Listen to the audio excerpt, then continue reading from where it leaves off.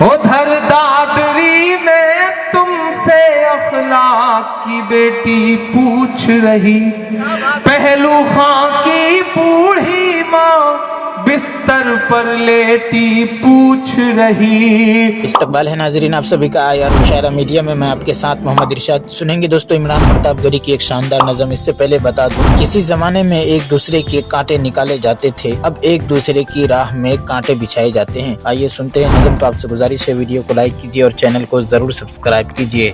ادھر دادری میں تم سے اخلاق کی بیٹی پوچھ رہی، پہلو خاں کی بوڑھی ماں بستر پر لیٹی پوچھ رہی، اور جنید کی بوڑھی ماں بھی تم سے رو کر کہتی ہے، ان کی بے سدھ آنکھیں تم سے بے سدھ ہو کر کہتی ہے، کب میری آنکھوں کا آنسو صاف ملے گا مودی جی، آپ کی ان بہنوں کو کب انصاف ملے گا مودی جی، میرے یہی سوال ہے۔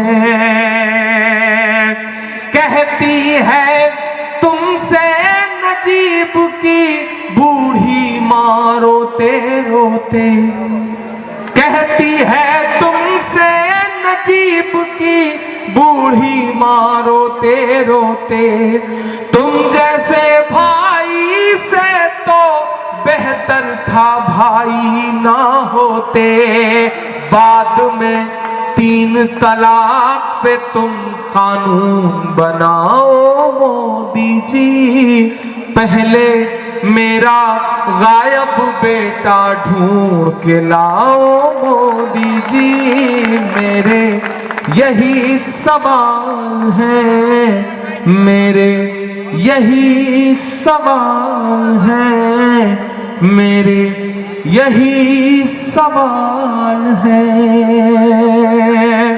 بہت شکریہ، بہت محبت ہے۔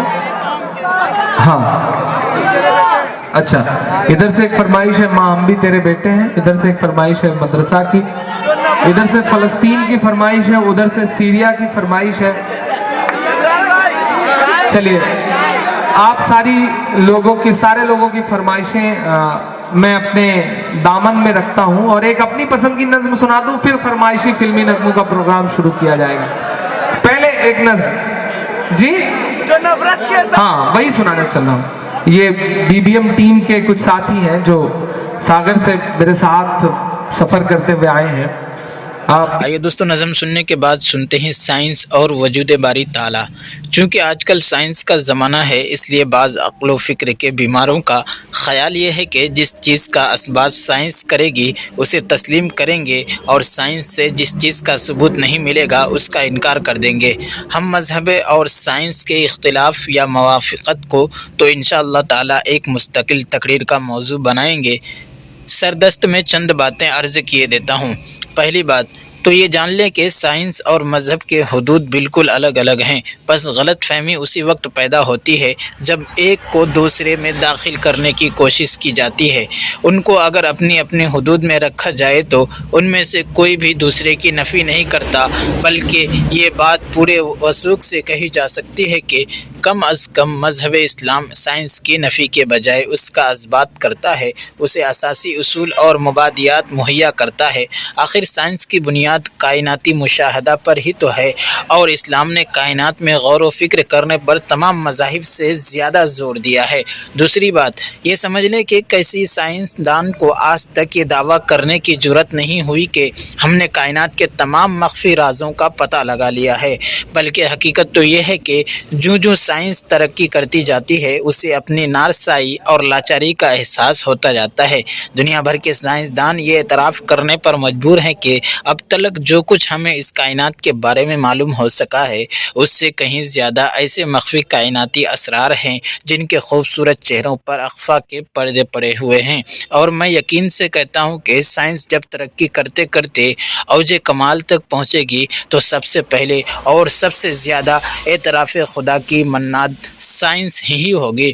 تیسری بات یہ ذہن نشی کر لیں کہ ہم مانتے ہیں کہ سائنس کی ترقی سے انسان چاند تک پہنچ گیا، اس نے سیارات پر کمندیں ڈال دیں، اس نے آتشی اسلحہ ایجاد کر لیا، اس نے تیز رفتار سامان نقل و حمل بنایا، اس نے عناصر کی تعداد زیادہ دریافت کر لی، اس نے زمین کو محرک ثابت کر دیا، مگر ان میں سے کسی بھی چیز کے اسباب سے کیا وجود باری تعالیٰ کی نفی ہوتی ہے؟